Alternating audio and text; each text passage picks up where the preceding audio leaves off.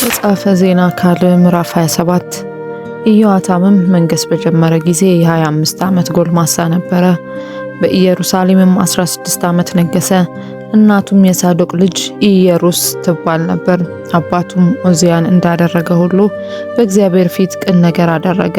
ነገር ግን ወደ እግዚአብሔር መቅደስ አልገባም። ሕዝቡም ገና ይበድል ነበር። የእግዚአብሔርንም ቤት የላይኛውን በር ሰራ፣ በጾፌልም ቅጥር ላይ እጅግ ሰራ።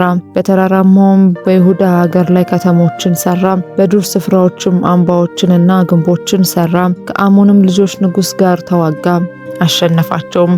በዚያም ዓመት የአሞን ልጆች 100 መክሊት ብር፣ 10,000 የቆሬስ መስፈሪያ ስንዴ፣ 10,000 የቆሬስ መስፈሪያ ገብስ ሰጡት። እንዲሁም ደግሞ የአሞን ልጆች በሁለተኛውና በሶስተኛው ዓመት ሰጡት። ኢዮአታምም በአምላኩ በእግዚአብሔር ፊት መንገዱን አቅንቷልና በረታ። የቀረውም የኢዮአታም ነገር ሰልፉም ሁሉ ስራውም እነሆ በእስራኤልና በይሁዳ ነገሥታት መጽሐፍ ተጽፏል። መንገሥ በጀመረ ጊዜ የ25 ዓመት ጎልማሳ ነበረ። በኢየሩሳሌምም 16 ዓመት ነገሠ። ኢዮአታምም ከአባቶቹ ጋር አንቀላፋ፣ በዳዊትም ከተማ ቀበሩት። ልጁም አካዝ በእርሱ ፋንታ ነገሠ።